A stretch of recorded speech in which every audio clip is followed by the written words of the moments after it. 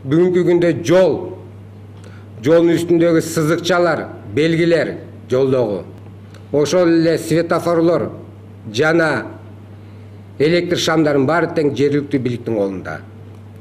Аларсыз, алардын жардамы жок.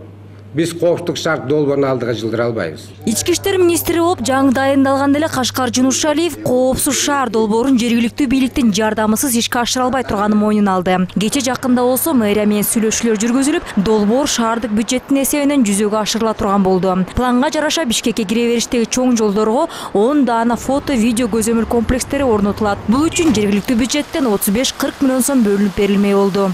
Ал каражат шаардын бюджетинде көрүлгөн эмес, бирок баягы биздин экинчи жарым жылдыкта биздин бюджет кайрадан каралат. Бул эми 35 миллион сом анча деле көп акча эмес экен. Кайрадан карап, ошол бюджеттен таппайлыкпы деп чогуу сунуш кылып, чогуу иштешип, буюрса ошол акча бөлүнөт, баягы оптимизация бюджета деп коет. Ошол иш-чаранын баарын көргөндө акча ичине топтосо болот экен.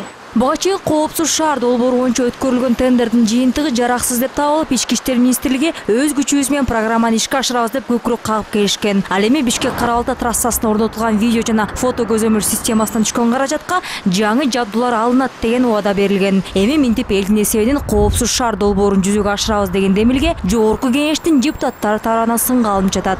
Жергиликтүү бюджеттерди карасак, аларда дагы бюджеттер абдан кыска болуп атат. Мисалы ошол эле Бишкектин бюджетти алсак, алардын бюджет 8 миллиард тегерегинде болуп атат да. Көпчүлүк акчалар именно айлыкка кетет да, мугалимдерге, врачтарга жана башкаларга.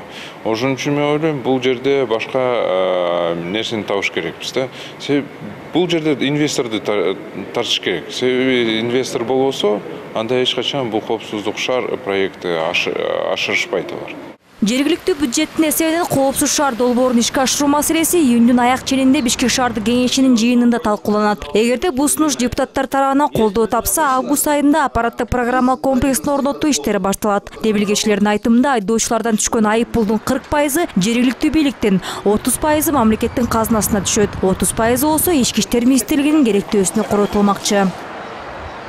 Нуртада Сыдыкбекова, Бакыт Кошалиев, НТС.